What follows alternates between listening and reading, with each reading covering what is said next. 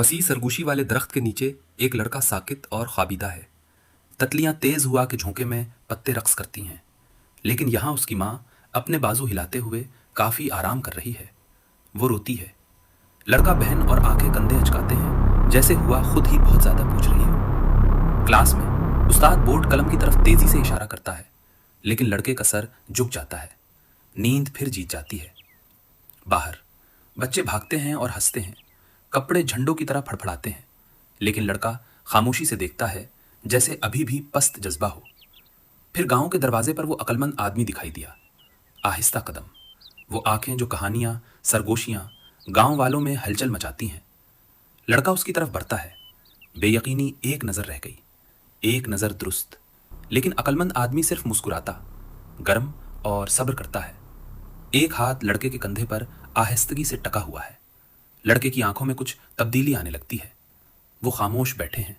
दुनिया उनके पीछे मिट जाती है और अक्लमंद आदमी शुरू होता है। मैं आपको एक कहानी सुनाता हूँ। आसमान चमकता है और माजी एक काबिल फख्र महल किंग सिटी हॉल के नीचे एक अजीमुशान शहर में खुलता है। एक चीथड़ा आदमी अपनी आंखों में बोलो उम्मीद दाखिल करता है। आदमी इल्तिजा करता है, हथियार उड़ते हुए, अल्फाज गिड़गिड़ाते हैं। उसके पास न कुछ है और न वक्त। बादशाह हाथ उठाता है।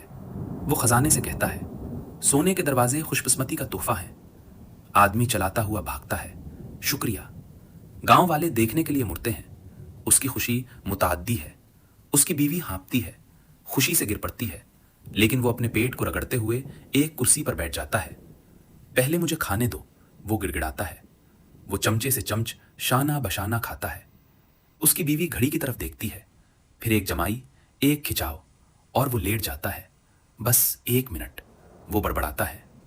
सूरज सर पर तुलू होता है। उसने सीधी आंखों को चौड़ा किया। उसके कंधे पर एक बोरी। वो दौड़ रहा है, लेकिन गर्मी, सफर, दरख्त उसे सिर्फ एक मुख्तसर आराम की दावत देता है। वक्त गुजरता है, सूरज चलता है, साए फैलते हैं। वो जागता है, हाँपता है और जमीन को चलाता है, कैमरे को हिलाता है। उसने बहुत देर कर दी है। महल के दरवाजे बंद होने लगते हैं। वो पहुंचता है, लेकिन वो बहुत देर से बंद हो जाते हैं। वो घुटनों के बल गिर गया और आसमान तारीक हो गया। लड़का पलक झपकता है। कहानी खामोशी से खत्म होती है। वो सीधा खड़ा है, अपने दिल पर हाथ रखता है और सर हिलाता है। सुबह का सूरज खिड़की से निकल रहा है। लड़का फोकस लिखता है।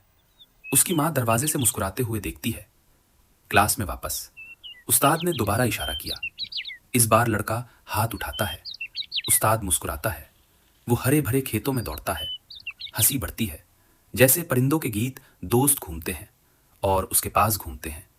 और जैसे ही गांव के पीछे सूरज गुरूब होता है, रोशनी सुनहरी हो जाती है। मौसीकी नर्म।